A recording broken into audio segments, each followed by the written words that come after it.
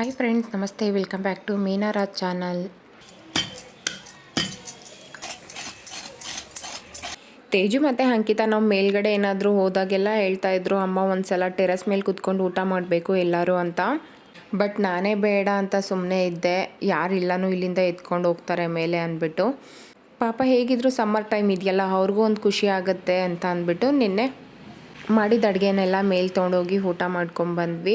ಹೇಗಿದ್ರೂ ತಿಂಗಳು ಬೆಳಕಿರುತ್ತೆ ಅಲ್ವಾ, ಹುಣ್ಣಿಮೆ ಇರೋದ್ರಿಂದ, ಚಂದ್ರ ಪೂರ್ತಿ ಆಗಿರೋದ್ರಿಂದ ತುಂಬಾ ಬೆಳಕು ಕಾಣುತ್ತೆ ಅಂದ್ಬಿಟ್ಟು ಸರಿ ಅಂತ ಮೇಲೆ ಕರ್ಕೊಂಡು ಹೋಗಿದ್ದೆ ಮಕ್ಕಳನ್ನೆಲ್ಲ. ಅಲ್ಲೇ ಊಟ ಮಾಡಿದ್ವಿ. ಇನ್ನು ರಾತ್ರಿ ಊಟಕ್ಕೆ ಅಂದ್ಬಿಟ್ಟು ರಸಮ್ ಜೊತೆಗೆ ಸ್ವಲ್ಪ ಹೀರೆಕಾಯಿ ಬಜ್ಜಿನ ಮಾಡ್ಕೊಂಡಿದ್ವಿ. ಯಾವ ರೀತಿ ರಸಮ್ ಮಾಡ್ತೀನಿ ಅನ್ನೋದಾದರೆ, ಸ್ವಲ್ಪ ಬೇಳೆ ಹಾಗೆ 4ರಿಂದ 5 ಟೊಮೊಟೊನ ಹಾಕ್ಕೊಂಡು ಮೊದಲಿಗೆ ಬೇಯೋದಕ್ಕೆ ಇಟ್ಕೊತೀನಿ. ಸ್ವಲ್ಪ ರುಚಿಗೆ ಉಪ್ಪನ್ನ ಹಾಕ್ಕೊಂಡು ಸ್ವಲ್ಪ ಕೊತ್ತಂಬರಿ ಸಹ ಹಾಕ್ಕೊಂಡು ಬೇಯಿಸ್ಕೊಳ್ತೀನಿ. ಇನ್ನು ಬೆಂದಿರೋಂಥ ಟೊಮೊಟೊ ಬೇಳೆ ಹಾಗೆ ಕೊತ್ತಂಬರಿನೆಲ್ಲ ಈ ರೀತಿ ಮಸ್ಕೊಂಡು ಒಗ್ಗರಣೆ ಮಾಡ್ಕೊಳ್ತೀನಿ. ಹಾಗೆ ರಸಮ್ ಪೌಡರ್ನ ಹಾಕ್ಕೊಂಡು ಕುದಿಸ್ಕೊಳ್ತೀನಿ. ಇದನ್ನು ನಾನು ಶಾರ್ಟ್ ವಿಡಿಯೋದಲ್ಲಿ ಒಂದ್ಸಲ ಅಪ್ಲೋಡ್ ಮಾಡ್ತೀನಿ ಯಾವ ರೀತಿ ಮಾಡೋದು ಅಂತ. ಹಾಗೆ ಒಂದಷ್ಟು ಹಪ್ಪಳ ಮತ್ತು ಸ್ವಲ್ಪ ಹೀರೆಕಾಯಿ ಬಜ್ಜಿನ ಮಾಡ್ಕೊಂಡಿದ್ದೆ. ಇನ್ನು ಹೀರೆಕಾಯಿ ಬಜ್ಜಿಗೆ ಈ ರೀತಿ ಕಡಲೆ ಹಸಿಟ್ಟು ಹಾಗೆ ಸ್ವಲ್ಪ ಅಕ್ಕಿ ಹಸಿಟ್ಟು, ರುಚಿಗೆ ಬೇಕಾಗಿರೋಷ್ಟು ಉಪ್ಪು ಹಾಗೆ ಖಾರದ ಪುಡಿನ ಹಾಕ್ಕೊಂಡು ನೀಟಾಗಿ ಕಲಿಸ್ಕೊಂಡು ಹೀರೆಕಾಯಿನ ಸ್ವಲ್ಪ ದಪ್ಪಕ್ಕೆ ಕಟ್ ಮಾಡಿ ಹಾಕ್ಕೊಂಡಿದ್ದೀನಿ. ಹೀರೆಕಾಯಿ ಬಜ್ಜಿ ತುಂಬಾ ಟೇಸ್ಟಿಯಾಗಿರುತ್ತೆ. ಸ್ವೀಟ್ಸ್ ಥರ ಇರುತ್ತೆ. ಮಕ್ಳಿಗಂತೂ ತುಂಬ ಇಷ್ಟ ಆಗುತ್ತೆ. ಇದ್ರ ಜೊತೆಗೆ ಒಂದಷ್ಟು ಹಪ್ಪಳ ಸಹ ಮಾಡ್ಕೊಂಡಿದ್ದೆ. ಅದರಲ್ಲೂ ಈ ಹಪ್ಪಳಗಳೆಲ್ಲ ಹೊರಗಡೆಯಿಂದ ತಂದಿದ್ದಲ್ಲ, ಮನೇಲೇ ಮಾಡ್ಕೊಂಡಿದ್ದಂಥ ಹಪ್ಪಳಗಳು. ಲಾಸ್ಟ್ ಇಯರ್ ಬಂದು ಒಂದಷ್ಟು ಅಕ್ಕಿ ಹಪ್ಪಳ ಹಾಗೆ ಸಳ್ಳಿಂಗೆ ಈ ಥರ ಮನೇಲಿ ಕೆಲವು ಸತಿ ಹಪ್ಪಳ ಅಥವಾ ಖಾರದ ಪುಡಿ, ಸಾಂಬಾರು ಪುಡಿ ಎಲ್ಲ ಸಮ್ಮರ್ ಟೈಮಲ್ಲಿ ಮಾಡಿ ಇಟ್ಕೊಂಡ್ಬಿಡ್ತೀವಿ. ಬೇಸಿಗೆಗಾಲದಲ್ಲಿ ಸ್ವಲ್ಪ ಬಿಸಿಲು ಜಾಸ್ತಿ ಇರೋದ್ರಿಂದ ನೀಟಾಗಿ ಎಲ್ಲನೂ ಒಣಗಿಸ್ಬೋದು. ಚೆನ್ನಾಗಿ ಒಣಗಿಸ್ಬಿಟ್ಟು ಇಟ್ಕೊಂಡ್ರೆ 6 ತಿಂಗಳಿಂದ ವರ್ಷ ಆರಾಮಾಗಿ ಸ್ಟೋರೇಜ್ ಮಾಡ್ಕೋಬೋದಂತ. ನಮಗೂ ಬೇಸಿಗೆಗಾಲದಲ್ಲಿ ಅಷ್ಟೊಂದೇನು ಕೆಲಸ ಇರೋದಿಲ್ಲ. ಮಕ್ಕಳು ಸಹ ಮನೇಲಿರ್ತಾರೆ. ಆ ಟೈಮಲ್ಲಿ ನೀಟಾಗಿ ಮಾಡಿ ಎಲ್ಲನೂ ಸ್ಟೋರ್ ಮಾಡಿ ಇಟ್ಕೊಂಡ್ರೆ ನಮಗೆ ವರ್ಷ ಪೂರ್ತಿ ಏನಾದರೂ ಬೇಕು ಅಂದಾಗ, ಸೈಡ್ಸ್ ಇಲ್ಲ ಅಂದಾಗ ಮಾಡ್ಕೋಬೋದು ಈ ರೀತಿ. ಲಾಸ್ಟ್ ಟೈಮ್ ಅಮ್ಮ ಇದನ್ನೆಲ್ಲ ಮಾಡಿಟ್ಟಿದ್ದು. ಸ್ವಲ್ಪ ಟೊಮೊಟೊ ಹಪ್ಪಳ ಮತ್ತು ಅಕ್ಕಿ ಸೊಪ್ಪು ಅದನ್ನೆಲ್ಲ ಬಳಸ್ಕೊಂಡು ಸ್ವಲ್ಪ ಕರಿಬೇವು, ಕೊತ್ತಂಬರಿ, ಕೆಲವೊಂದು ವೆರೈಟಿಯಾಗಿ ಹಪ್ಪಳಗಳನ್ನ ಮಾಡಿಟ್ಟಿದ್ರು. ಸ್ವಲ್ಪ ಟೊಮೊಟೊ ಹಪ್ಪಳ ಅಂತೆ, ಕರಿಬೇವು, ಸಳ್ಳಿಂಗೆ ಅಂತೆ ಏನೇನೋ ಮಾಡಿಟ್ಟಿದ್ರು. ಇದೆಲ್ಲ ಲಾಸ್ಟ್ ಟೈಮ್ ಎಲ್ಲರೂ ಸೇರಿ ಮಾಡ್ಕೊಂಡಿದ್ದು. ಈ ಸತಿ ಸಹ ಅಮ್ಮ ಹುರುಳಿಕಾಳು ಹಪ್ಪಳ ಖಾಲಿಯಾಗಿತ್ತು ಅಂತ ಅದನ್ನು ಮಾತ್ರ ಮಾಡಿಕೊಂಡ್ರು. ಈ ಥರ ಒಂದು 4-5 ಥರ ಮಾಡಿಟ್ಕೊಂಡ್ರೆ ನಮಗೆ ಬೇಕು ಅಂದಾಗ ಆರಾಮಾಗಿ ಎಣ್ಣೆಲಿ ಹಾಕೊಂಡು ತೇಲ್ಸ್ಕೊಬೋದು. ಬೇಗನೂ ಸಹ ಆಗುತ್ತೆ. ನಮ್ಮನೇಲಿ ಯಾವ ರೀತಿ ಹಪ್ಪಳ ಮಾಡ್ಕೊಳ್ತೀವಿ ಅಥವಾ ಏನೆಲ್ಲ ಇಂಗ್ರೀಡಿಯೆಂಟ್ಸ್ನ ಬಳಸ್ತೀವಿ ಅಂತ ಏನಾದರೂ ಬೇಕಾದರೆ ಪ್ಲೀಸ್ ಕಮೆಂಟ್ ಮಾಡಿ. ನೆಕ್ಸ್ಟ್ ವಿಡಿಯೋಗಳಲ್ಲಿ ಅಪ್ಲೋಡ್ ಮಾಡ್ತೀನಿ.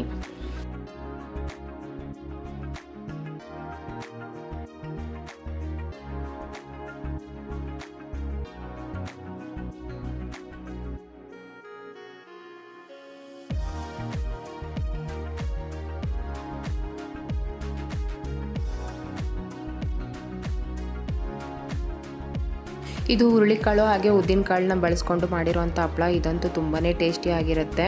ಇದನ್ನು ತೇಲಿಸುವಾಗಲೂ ಸ್ವಲ್ಪ ಹುಷಾರಾಗಿ ತೇಲಿಸ್ಕೋಬೇಕು, ಇಲ್ಲಾಂದರೆ ಸೀದೋಗ್ಬಿಡುತ್ತೆ. ಹಾಗೆ ಸ್ವಲ್ಪ ಹೀರೆಕಾಯಿ ಬಜ್ಜಿ ಸಹ ಮಾಡ್ಕೊಂಡಿದ್ದೆ. ನಮ್ಮ ಮನೇಲಂತೂ ಹೀರೆಕಾಯಿ ಬಜ್ಜಿ ತುಂಬಾ ಇಷ್ಟ, ಯಾಕಂದರೆ ಅಷ್ಟು ಸ್ವೀಟಾಗಿ ಕ್ರಿಸ್ಪಿಯಾಗಿರುತ್ತೆ. ಸೊ ಹೀರೆಕಾಯಿ ಬಜ್ಜಿ ಸ್ವಲ್ಪ ಬೇಸಿಗೆಗಾಲದಲ್ಲೂ ಆರಾಮಾಗಿ ತಿನ್ಬೋದು. ಆ ಕಾರಣಕ್ಕೆ ಹೀರೆಕಾಯಿ ಬಜ್ಜಿನ ನಾನು ಬೇಸಿಗೆಗಾಲದಲ್ಲಿ ಮಾಡಿಕೊಂಡೆ. ಬೇಕಾದ್ರೆ ನೀವು ಒಂದ್ಸತಿ ಟ್ರೈ ಮಾಡಿ ನೋಡಿ. ಇನ್ನು ನಾನು ಒಂದು ಕಡೆ ಅಡುಗೆ ಮಾಡ್ಕೊಳ್ಳೋ ಅಷ್ಟೊತ್ತಿಗೆ ತೇಜು ಒಂದು ಕಡೆ ಚಾಪೆ ಎಲ್ಲ ಹಾಸಿ ಮೇಲ್ಗಡೆ ಮಾಡಿದಂಥ ಅಡುಗೆ ಎಲ್ಲ ತೊಗೊಂಡೋಗಿ ಇಡ್ತಾ ಇದ್ಲು. ಹಾಗೆ ತೇಜು ಹೇಳ್ತಿದ್ಲು, ನಾನು ಎಷ್ಟು ದಿನ ಆಯಿತು ಕೇಳಿ, ಫೈನಲಿ ಇವತ್ತು ನಾನು ಕೇಳಿದಾಗೆ ಮೇಲ್ಗಡೆ ಎಲ್ಲ ಊಟ ಮಾಡ್ತಾಯಿದ್ದೀವಿ ಒಟ್ಟಿಗೆ ಅಂತ ಹೇಳಿದ್ಲು. ಹಂಗೂ ಅವ್ರ ಅಪ್ಪಂಗೂ ಸಹ ಕಾಲ್ ಮಾಡಿದ್ಲು. ಅವರಪ್ಪ ಪಾಪ ಕೆಲಸದಲ್ಲಿದ್ದರು ಅಂದ್ಬಿಟ್ಟು ಬರಲಿಲ್ಲ. ಇನ್ನು ಅವ್ರು ಬರೋದು ಯಾವಾಗಲೂ 10:30-11 ಗಂಟೆ ಮೇಲಾಗುತ್ತೆ. ಅಷ್ಟೊತ್ತವರೆಗೂ ಮಕ್ಕಳು ಊಟ ಮಾಡದೇ ಇರೋದಕ್ಕಾಗಲ್ಲ ಅಂದ್ಬಿಟ್ಟು ನಾವು 3 ಜನನೇ ಕೂತ್ಕೊಂಡು ಊಟ ಮಾಡೋದಕ್ಕೆ ಸ್ಟಾರ್ಟ್ ಮಾಡಿದ್ವಿ. ತೇಜುಗೂ ಅಂಕಿತಂಗೂ ಈ ರೀತಿ ಊಟ ಮಾಡೋದಂದರೆ ತುಂಬಾ ಖುಷಿ. ತೇಜು ಅಂಕು ಮೇಲೆ ಎಲ್ಲ ಐಟಮು ತಂದಿಟ್ಕೊಂಡು ಹಾಗೆ ಕ್ಯಾಂಡಲ್ನೂ ಸಹ ತಂದಿಟ್ಕೊಂಡು ಈ ರೀತಿ ಕ್ಯಾಂಡಲ್ ಎಲ್ಲ ಹಚ್ಚಿಟ್ಟಿದ್ರು. ಈ ಕ್ಯಾಂಡಲ್ ಬಂದು ಲಾಸ್ಟ್ ಟೈಮು ನಮಗೆ ದೀಪಾವಳಿಲಿ ಒಂದು ಕಂಪ್ನಿಯಿಂದ ನಮಗೆ ಬಂದಂಥ ಗಿಫ್ಟ್ ಆಗಿತ್ತು. ಇನ್ನು ನಮ್ಮದು ಆಫೀಸ್ ಇದೆಯಲ್ಲ, ಅಲ್ಲಿಗೆ ಒಂದಷ್ಟು ಗಿಫ್ಟ್ಸ್ ಎಲ್ಲ ಬರುತ್ತೆ ಕೆಲವೊಂದು ಕಂಪ್ನಿಯಿಂದ. ಸೊ ಇದು ಲಾಸ್ಟ್ ಟೈಮ್ ಬಂದಂಥ ಗಿಫ್ಟ್ಸ್ ಆಗಿತ್ತು. ನಾನು ಇದನ್ನು ಅವ್ರ ನೆನಪಿಗಂತ ಹಾಗೆ ಇಟ್ಟಿದ್ದೆ. ಬಟ್ ಅಂಕಿತಾ ತೇಜು ಇಲ್ಲ, ಇವತ್ತು ನಾವು ಇದನ್ನು ಹಚ್ತೀವಿ ಅಂತ ಅಂದ್ಬಿಟ್ಟು ಹಚ್ಕೊಂಡಿದ್ದಾರೆ. ಇದ್ರ ಜೊತೆಗೆ ಹಾಗೆ ನನಗೆ ಸ್ವಲ್ಪ ನಾವು ಚಿಕ್ಕ ಹುಡುಗರಲ್ಲಿ ಯಾವ ರೀತಿ ಎಲ್ಲ ಆಟ ಆಡ್ತಾ ಇದ್ವಿ ಅನ್ನೋದು ನೆನಪಾಯಿತು. ಇದನ್ನು ಸಹ ನಾನು ನಿಮ್ಮ ಜೊತೆ ಶೇರ್ ಮಾಡ್ಕೊಳ್ಬೇಕು ಅಂತ ಶೇರ್ ಮಾಡ್ಕೊಳ್ತಾ ಇದ್ದೀನಿ. ಸೊ ನಾವು ಚಿಕ್ಕ ಹುಡುಗರು ಇದ್ದಾಗ ಡೈಲಿ ಸಮ್ಮರ್ ಟೈಮಲ್ಲಿ 1 ಅವರ್ 2 ಅವರ್ ಕರೆಂಟ್ನ ತೆಗಿತಾಯಿದ್ರು. ಆವಾಗ ನಾವು ಸ್ವಲ್ಪ ಹೆದರ್ಕೊಳ್ದೆ ಕಣ್ಣ ಮುಚ್ಚಾಲೆ ಎಲ್ಲ ಆಟ ಆಡ್ತಾ ಇದ್ವಿ. ಆ ಟೈಮಲ್ಲಿ ಒಬ್ರಿಗೊಬ್ರು ಫ್ರೆಂಡ್ಸ್ ಎಲ್ಲ ಸೇರಿಕೊಂಡು ಎದುರಿಸ್ತಾ ಇದ್ವಿ. ಇವಾಗ ಆ ಥರ ಎಲ್ಲ ಆಡೋದಕ್ಕಾಗಲ್ಲ. ಮಕ್ಕಳು ಇವಾಗ ಮನೆಯಿಂದ ಆಚೆ ಹೋಗೋದೇ ಸ್ವಲ್ಪ ಕಷ್ಟ. ಹೊರಗಡೆ ಅವಾಗೆಲ್ಲ ನಾವಂತೂ ಒಂದು ರೋಡಿಂದ ಪಕ್ಕದ ರೋಡ್ಗೆ ಚೆನ್ನಾಗಿ ಓಡಾಡಿಕೊಂಡು ಆಟ ಆಡ್ತಾ ಇದ್ವಿ. ಅಂದರೆ ತುಂಬ ದೂರ ಹೋಗ್ತಾ ಇರಲಿಲ್ಲ. ಬಟ್ ಕಣ್ಣ ಮುಚ್ಚಾಲೆ ಆಡೋದು, ಕರೆಂಟ್ ಇಲ್ಲದೆ ಇದ್ದಾಗ ಒಬ್ರಿಗೊಬ್ರನ್ನ ಹೆದರಿಸೋದು, ಈ ಥರ ಎಲ್ಲ ಆಡ್ತಿದ್ವಿ. ಅದರಲ್ಲೂ ಸಮ್ಮರ್ ಟೈಮಲ್ಲಿ ಜಾಸ್ತಿ ನಾವು ಬ್ಯಾಂಗ್ಳೂರಲ್ಲಿ ಇರ್ತಾ ಇರಲಿಲ್ಲ. ಅಜ್ಜಿ ತಾತ ಊರಂತ ಎಕ್ಸಾಮ್ ಮುಗಿತಿದ್ದಂಗೆ ನಮ್ಮ ಮಾಮಂದಿರು ಬಂದು ಕರ್ಕೊಂಡು ಹೋಗ್ತಾಯಿದ್ರು. ಊರಿಗೆ ಹೋಗ್ಬಿಟ್ಟು ಊರಲ್ಲಿ ಆಟಾಡ್ತಾ ಇದ್ವಿ. ರಜಾ ಮುಗಿದ್ಮೇಲೆ ಸ್ಕೂಲ್ ಸ್ಟಾರ್ಟ್ ಆದಮೇಲೆ ನಾವು ವಾಪಸ್ ಬೆಂಗಳೂರಿಗೆ ಬರ್ತಾ ಇದ್ದಿದ್ದು.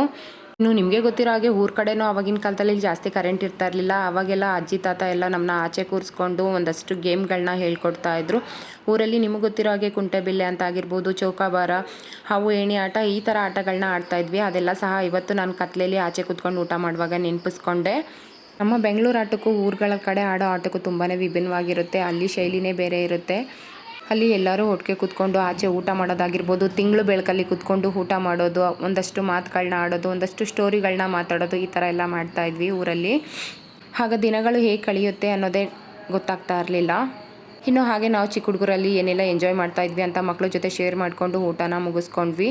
ಊಟಕ್ಕೆ ನಾನು ಏನೆಲ್ಲ ಅಡುಗೆನ ಮಾಡ್ಕೊಂಡಿದ್ದೆ ಅಂತ ಹೇಳೋದಾದರೆ, ಸ್ವಲ್ಪ ರೈಸ್ ಮಾಡಿಕೊಂಡು ಅದ್ರ ಜೊತೆಗೆ ರಸಮ್ನ ಮಾಡ್ಕೊಂಡಿದ್ದೆ. ಸ್ವಲ್ಪ ನಂಚ್ಕೊಳ್ಳೋದಕ್ಕೆ ಸೈಡ್ ಡಿಶ್ ಆಗಿ ಹೀರೆಕಾಯಿ ಬಜ್ಜಿನ ಮಾಡ್ಕೊಂಡಿದ್ದೆ. ಹಾಗೆ ಒಂದಷ್ಟು ಹಪ್ಳಗಳನ್ನ ತೇಲ್ಸ್ಕೊಂಡಿದ್ದೆ. ಹಪ್ಳದಲ್ಲಿ ಸ್ವಲ್ಪ ಹುಳ್ಳಿಕಾಳು ಹಪ್ಳ, ಸಬ್ಬಕ್ಕಿ ಹಪ್ಳ, ಹಾಗೆ ಅಕ್ಕಿ ಹಪ್ಳ, ಇದ್ರ ಜೊತೆಗೆ ಟೊಮೊಟೊ ಹಪ್ಳ ಮತ್ತು ಸೊಪ್ಪಿನ ಹಪ್ಳ ಸಹ ಇತ್ತು.